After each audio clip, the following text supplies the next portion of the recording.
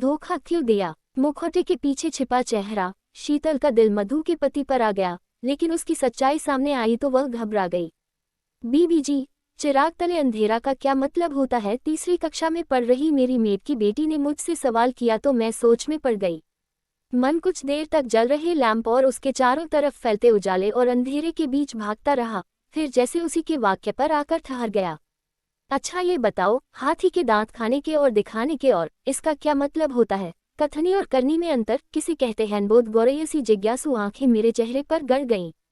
कैसे समझाती उसे कि आज सुबह से मेरा मन भी इसी ऊहापोह में उलझा हुआ है।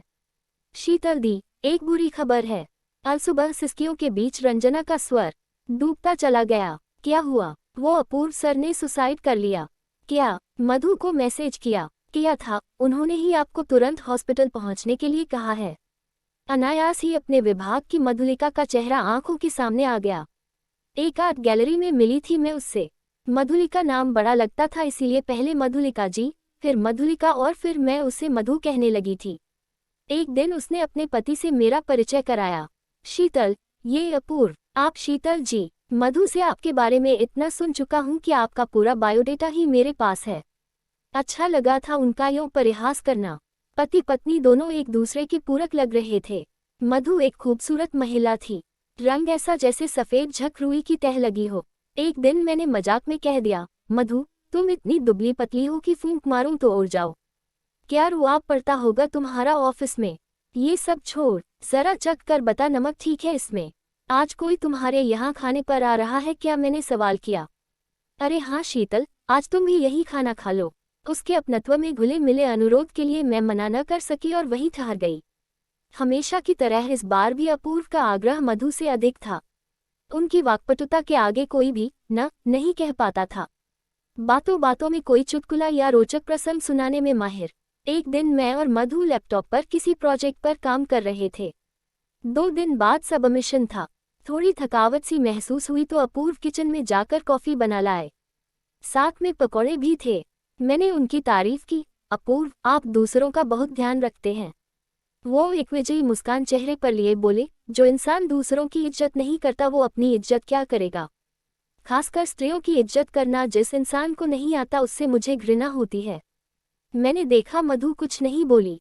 अपूर्व अपने कमरे में चले गए तो मैंने उसे टोका, मधु, अपूर्व ने इतने प्यार से ट्रीट दी और तूने उन्हें थैंक्स भी नहीं कहा। तू जो देख रही है न उतने तक ही खुद को सीमित रख, बहुत कुरेद नहीं वरना पछताएगी। बाद में सच में एक दिन मैं बहुत पछताई। अपूर्व का व्यक्तित्व मेरे अंदर आसन जमाने लगा।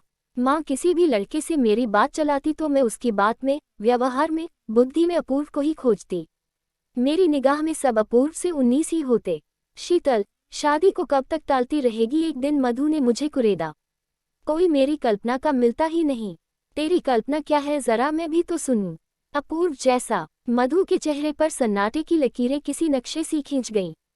वो कुछ नहीं बोली। मैंने उसे छेड़ते हुए कहा, घबरा मत, मैं तुझसे अपूर्व को नहीं छीनूंगी। कितना जानती है तू अपूर्व को? बहुत, मैंने ओवर एक्टिंग करते हुए कहा।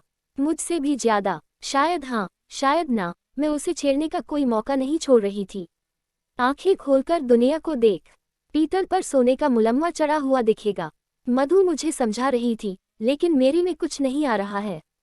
मुझे मधु पर बहुत गुस्सा आया। ये औरतें हमेशा अपने पतियों की बुराई ही क्यों करती रहती हैं? मधु भी मुझे उन बेअक्ल औरतों की कतार में सबसे आगे खड़ी हुई दिखाई दी। ताज्जुब तो मुझे उस दिन सबसे ज्यादा हुआ जब मुझे एहसास हुआ कि मैं अपनी आंखों पर कैसा सम्मोहन का पर्दा डाले हुए थी। उस दिन वो सम्मोहन पर्दे को चीरता हुआ बिखर गया। अपूर्व मेरे ही सामने मधु पर बिफर रहे थे। कम से कम इतना तो सोचते कि कोई तीसरा भी वहां मौजूद है। मैं हतप्रभ सी कभी अपूर्व को देख रही थी तो कभी मधु को। मधु भी अब अपनी बात पर अड़ गई थी। कह तो दिया सॉरी, तुमसे कभी गलती नहीं होती। अपूर्व अभी भी भुना रहे थे। दोनों को शांत करने के लिए मैंने कहा, अपूर्व, इतना गुस्सा इतनी छोटी सी बात पर? तुम इसे छोटी सी बात कह रही हो? आखिर समझदारी भी कोई चीज होती है। उन्होंने अपने दोनों हाथ मेरे कंधे पर रखकर पूछा। उस दिन से हमारे बीच सभ्य रहने की दीवार जो अपूर्व ने खींच रखी थी ढहने लगी थी। अपूर्व ऐसे होंगे मैं कभी सोच भी नहीं सकती थी। इनकी वो औरत को प्यार और इज्जत देने की बातें, मेरा विश्वास ही मुझे धोखा देने लगा था। दोहरा व्यक्तित्व इसी को कहते हैं। अपूर्व अपने ऑफिस में भी सबके मददगार, मीठा बोलने वाले हैं, लेकिन ये काम मैंने किया, तुम्हारा काम मैंने किया, जैसे शब्दों के नीचे सबको रखते हैं। मैं उनकी पत्नी हूँ, उनको बाहर और भीतर से जानती हूँ। मधु मुझे अपूर्व की सच्चाई बता रही थी। पर मधु, तुम ऐसी दोहरी जिंदगी कैसे जी लेती हो? मैंने हैरानी से पूछा। मजबूरियां औरत के लिए दो ही रास्ते होते हैं, या तो चुप रहकर अपने घर की शांति हर कीमत पर खरीदती रहे या काट ले खुद को इन सारे संदर्भों से। पर औरत अकेले भी जी कहाँ पाती है? सिर्फ रिश्ता निभाने के लिए इतना सब करना पड़ता है। वास्तविकता इससे भी कितनी गहरी है तू सोच भी नहीं सकती। कितनी गहरी? तू तो जानती है मैं शिक्षित हूँ, आर्थिक रूप से स्वतंत्र भी हूँ, पर कहाँ है मेरी स्वतंत्रता? क्या तू जानती है कि मुझे अपने ही पैसों का हिसाब अपूर्व को देना पड़ता है?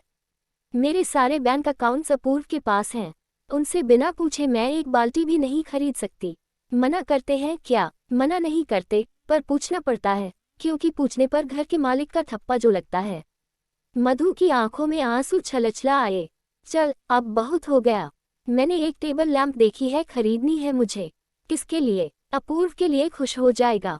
इतना ध्यान रखती है तू अपूर्व का? ऑफ कोर्स, पति है वो मेरा। समय अपनी तेज रफ्तार से आगे बढ़ रहा था। मैं एक दिन के प्रोग्राम के लिए बंबई जाने वाली थी। सोचा मधु से मिलती हुए एयरपोर्ट निकल जाऊंगी। काफी दिनों से हम दोनों मिले भी नहीं थे।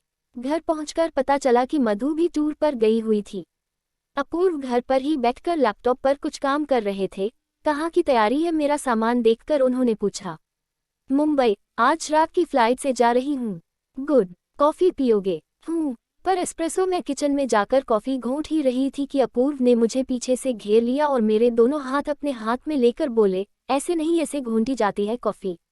मैंने सोचा अपूर्व मजाक कर रहे हैं, लेकिन वो मजाक नहीं था। उनकी आंखों में मैंने पहली बार कुछ और देखा जो एक मित्र की आंखों में नहीं, एक पुरुष की आंखों में, एक पुरुष का स्त्री को देखकर उपजता है।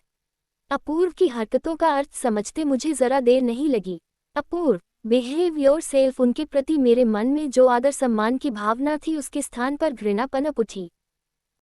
मैं चीख कर बोली, मैं ये बात मधु को जरूर बताऊंगी। अपना सामान उठाकर मैं घर से बाहर निकल आई। एक अच्छी दोस्ती के टूटने का अवसाद दिल पर भारी पड़ रहा था। हॉस्पिटल में मधु मुझसे बार बार पूछ रही थी, अपूर्व ने आखिर ऐसा क्यों किया? ऐसी कौन सी मजबूरी थी? मैं कुछ भी समझ नहीं पा रही हूँ। तू कुछ बता सकती है तो बता। क्या कहती और कैसे कहती कि मधु तूने बहुत बड़ी गलतफहमी पाल रखी थी कि तू ही बसी है अपूर्व के दिल में, लेकिन तू तो सिर्फ प्यादा भर थी अपूर्व के शतरंज के खेल में। 2 दिन तक मैं उसके आंसू पोंछती रही और अपने पीती रही। वो आंसू नहीं थे, ऐसा जहर था जो मारता भी नहीं था और जिंदा भी नहीं रख रहा था। मधु, अब मैं जाऊं? एक बार मिल तो ले अपूर्व से। अब वो पूरे होश में हैं। वो मुझे घसीटती हुई अपूर्व के बेड तक ले गई। ईश्वर का लाख लाख शुक्र है कि अपूर्व बच गए। मधु अपने भाग्य पर खुश थी और मैं शांत लेटे हुए अपूर्व से कहना चाह रही थी, अपूर्व, कथनी और करनी में अंतर का जो नाटक तुम आज तक खेलते आए हो ना, वो नाटक अब तुम कभी नहीं खेल पाओगे। अगर कभी खेलने की कोशिश भी की तो अब इस नाटक की डोर मेरे हाथ में होगी। फिलहाल मैं अपूर्व से बिना मिले ही बाहर निकल आई और अपनी कार स्टार्ट कर दी। अपनी मेड की बेटी को भी मुझे इस अंतर को समझाना जो था।